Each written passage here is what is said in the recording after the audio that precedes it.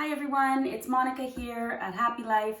Just wanting to share one of my favorite recipes, pasta puttanesca. You don't have to be Italian to know how to make this classic Italian dish. I've put a little spin on it, so come take a look at our ingredients. So these are the basic ingredients you're going to need. You're going to need bacon, any form will do. I happen to have bacon today, but you can use pancetta, which is normally used in this recipe. 1 clove of garlic, one of these little cloves, not the whole bulb. 1 medium to large onion, kalamata olives, they can be sliced or whole. Diced tomatoes, or you can use fresh tomatoes, whatever you have on hand. Anchovies, which would be the base. A teaspoon of Vegeta or any type of vegetable or chicken stock you have. I personally like a little 1/4 teaspoon of hot chili flakes and some tomato paste for flavor as you go along. So let's begin.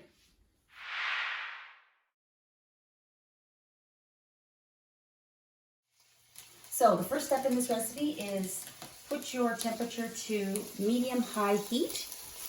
And I have cut up about 1 cup of bacon, which you put directly into your pan. No need for any type of oil, as the fats from the bacon will render down and create a nice flavor for your sauce. So you want to cook all of this bacon down until you have a crispy. You want to cook this bacon down until crispy but not burnt. Then we're going to transfer it. Okay, if your bacon starts to crisp too quickly, feel free to turn down your stove to medium-low and continue stirring. Do not leave this part of the process or your bacon will burn. Keep turning. Let all of the fat render down.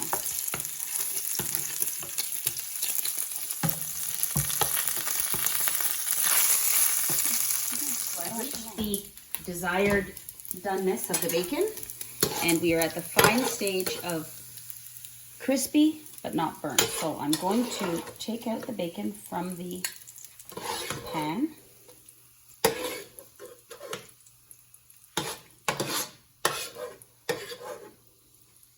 Leaving behind the fat.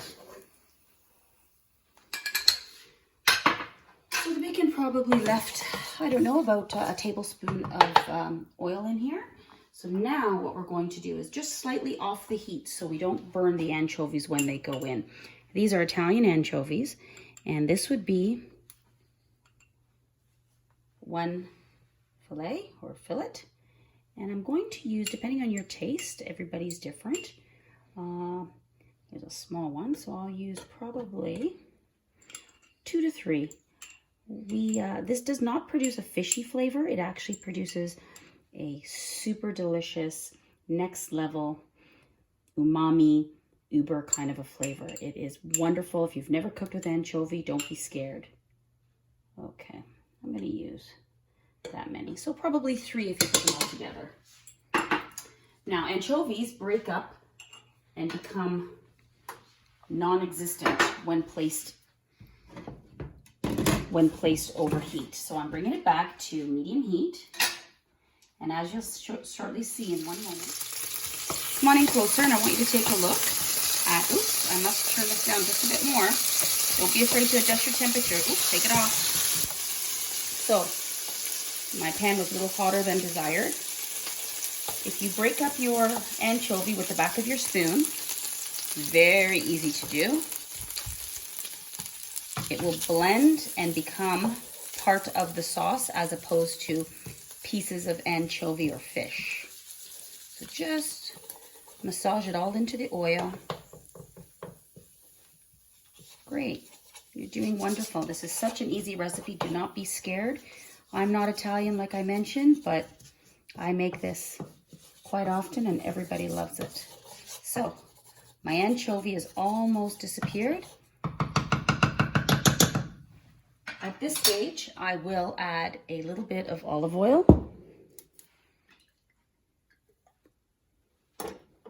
and 1 cup of chopped onions, which was my medium to large onion. And I will saute this over low to medium heat. I don't want the onions to burn. I'm just building a flavor base. I'll let this cook down about 3 to 7 minutes, depending on the size of your onions and the temperature of your stove. Take your time with this. This is all a layering recipe, building flavors. Continue stirring, do not stop.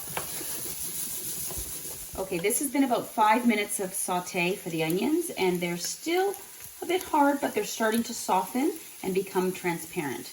At this stage, I will be putting in the 1 clove of sliced garlic. Garlic should always go after the onions because it doesn't take as much time to cook garlic as it does onions. And we don't want garlic to burn. If garlic burns, it changes the flavor. And the whole dish will have a different flavor to it. And nobody really wants burnt garlic in their sauce. So, I had forgotten in my intro video to mention that a very important part of this dish is capers. So I'm not sure if they have them where you're from, but if you can find them, they are fantastic. They are a briny, sort of pungent flavor, and they add a wonderful depth to this dish. It is a must, and it's in the traditional version of this dish. So we're going to cook the garlic and the onions for about another 3 minutes.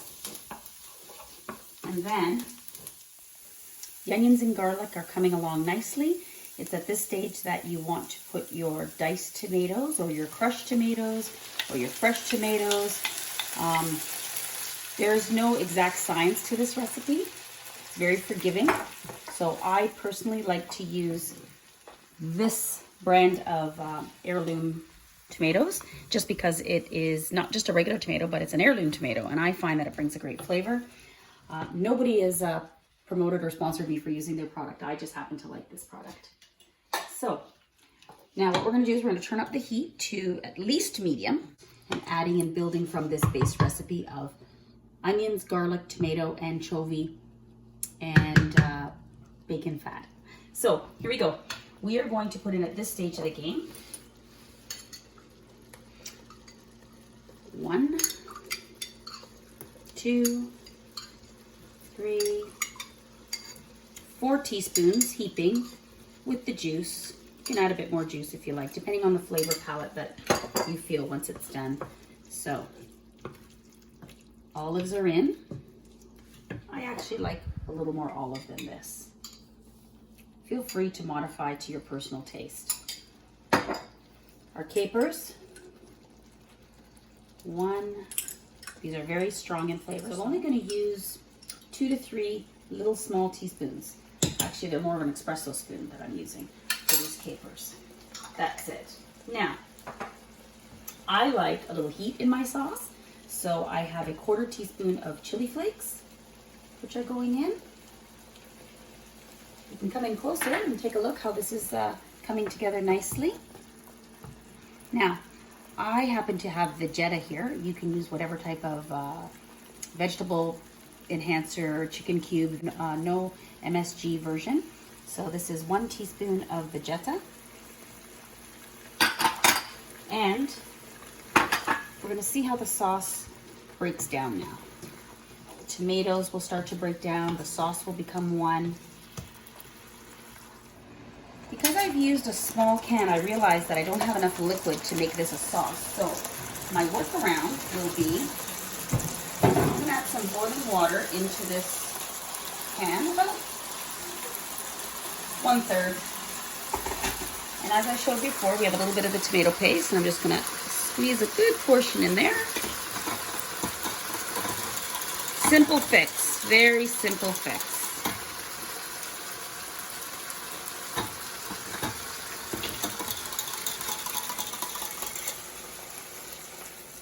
Perfect.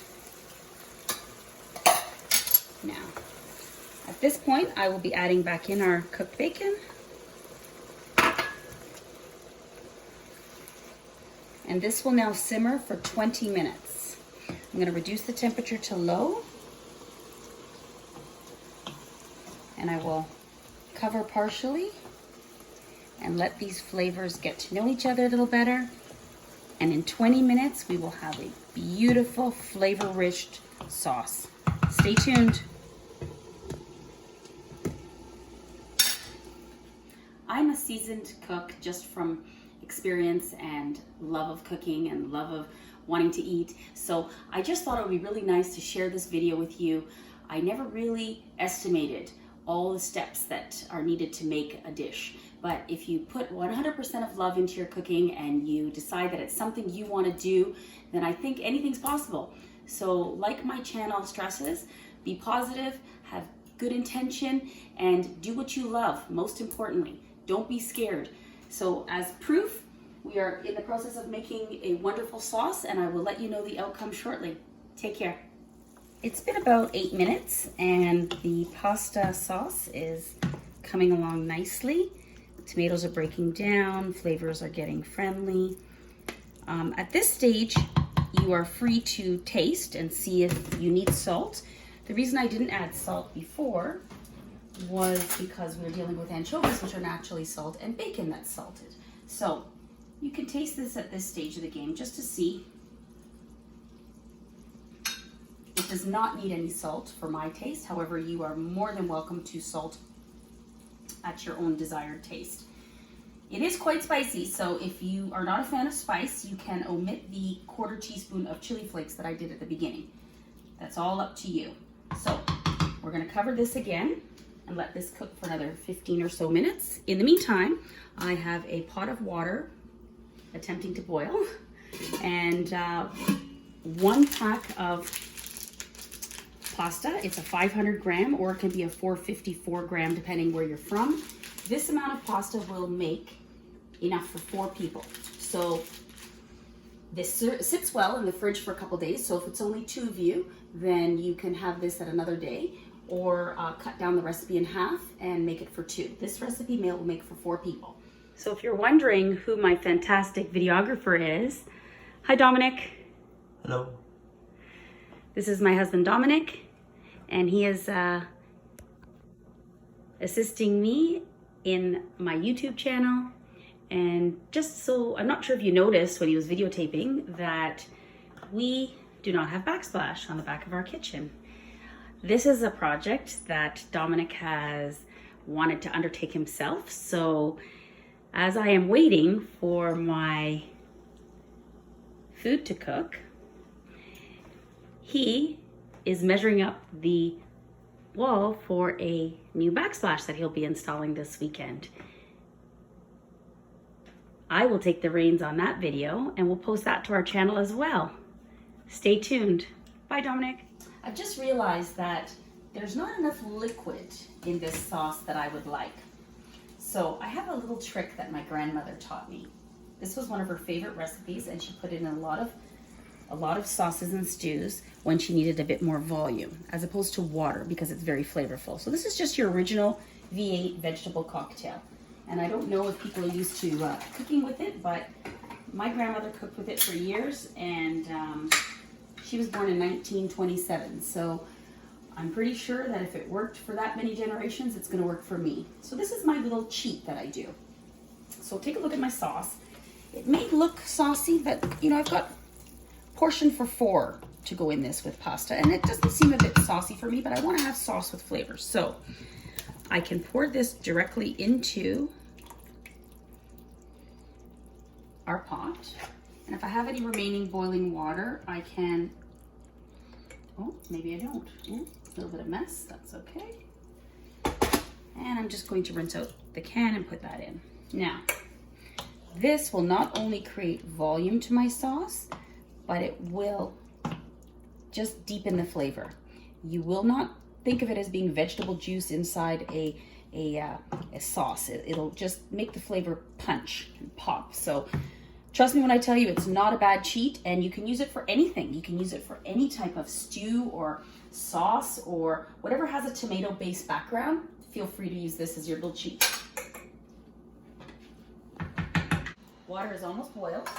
So this is the stage where we will be adding a few teaspoons or 1 tablespoon of salt, because it's very important that you pre-salt the water so that the water that is boiling will season the unflavored pasta. So let's just sprinkle in some salt. I'm really eyeballing it. However, you will get to know that when you salt water, it should really taste like the sea. If you've ever tasted the sea, that's the saltiness that you should experience when you're salting your water for pasta. So, I don't recommend this, but this is kind of my method. I just taste it, not quite as salty as I would like, so I'm going to add a little bit more salt. That should do it. Okay. It's very important that you put salt in while the water is boiling.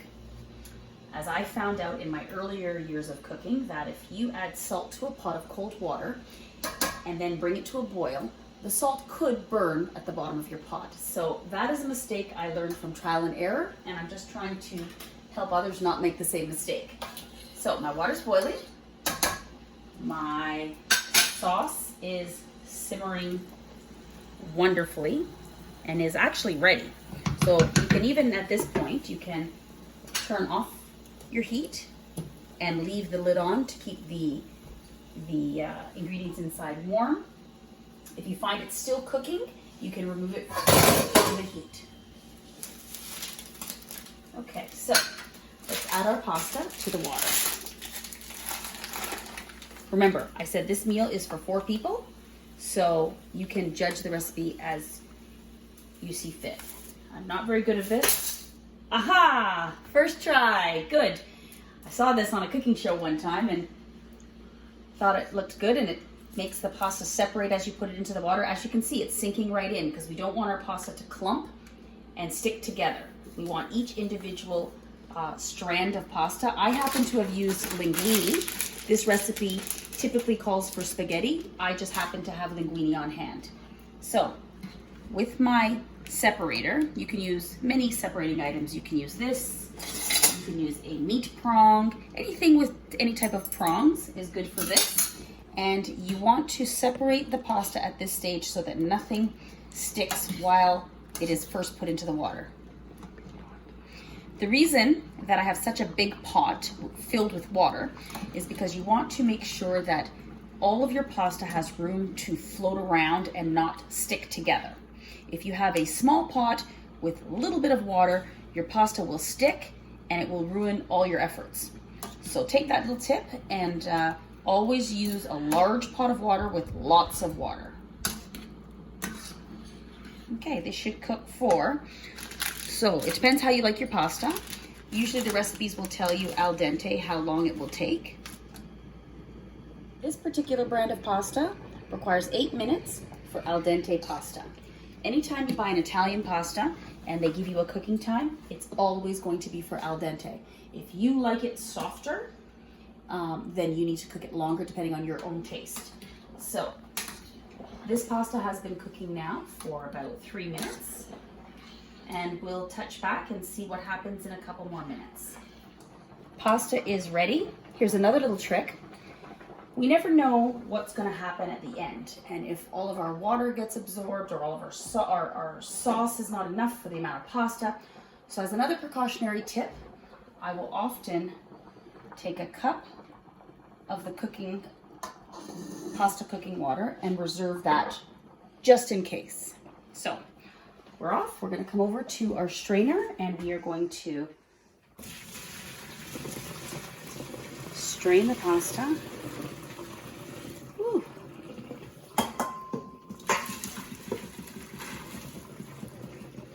Beautiful. I'm not going to wash the pasta as you might see some people do because it will strip the pasta, and when I bring it to my sauce, what I want is I want the sauce to stick to the pasta as opposed to falling off the pasta. So let's take that back here. Now, as I said before, I made this for 4 people, so pasta can go directly into the sauce at this point. Don't be scared. It will turn out.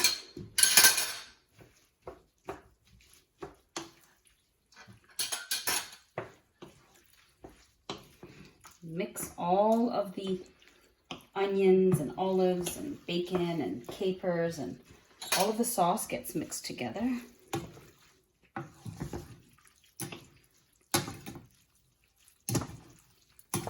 Wonderful. So I've mixed all of the pasta into the sauce, and I've realized that I have enough liquid ratio and sauce ratio to pasta. I did not need the reserve pasta water that I had originally taken.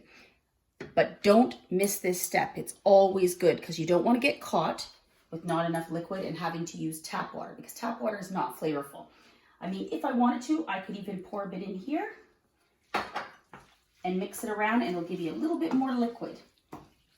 Easy tip, don't forget the pasta water reserve. The moment of truth. This is where all of our effort and attention and love comes to an end. So let's see how we would plate this. So, ooh. Now don't be afraid to get all of the bits that have fallen down the side. This looks fantastic. I wish you could smell it. It is absolutely gorgeous.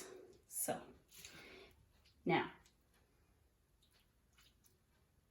take a little bit of nice presentation, a little bit of everything. There's enough goods in the bottom of this dish that everybody can have some. Okay, now let's bring it over here and we can have a taste. I happen to like a little bit of Parmesan cheese on mine.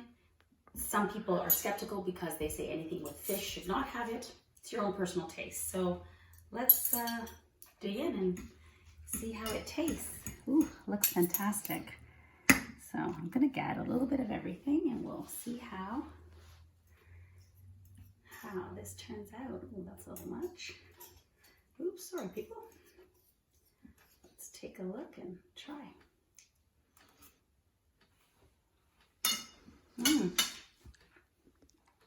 Fantastic.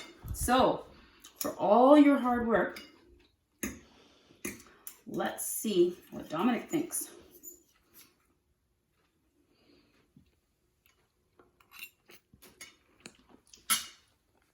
Let me see. Wow. Was that good? Amazing. Wonderful. So you see, very easy recipe. Don't be scared to try it. Anybody can do it. This is my rendition of Puttanesca sauce, and I hope that everybody tries it, enjoys it, gives me a thumbs up, subscribe, because I will be having more videos just like this one.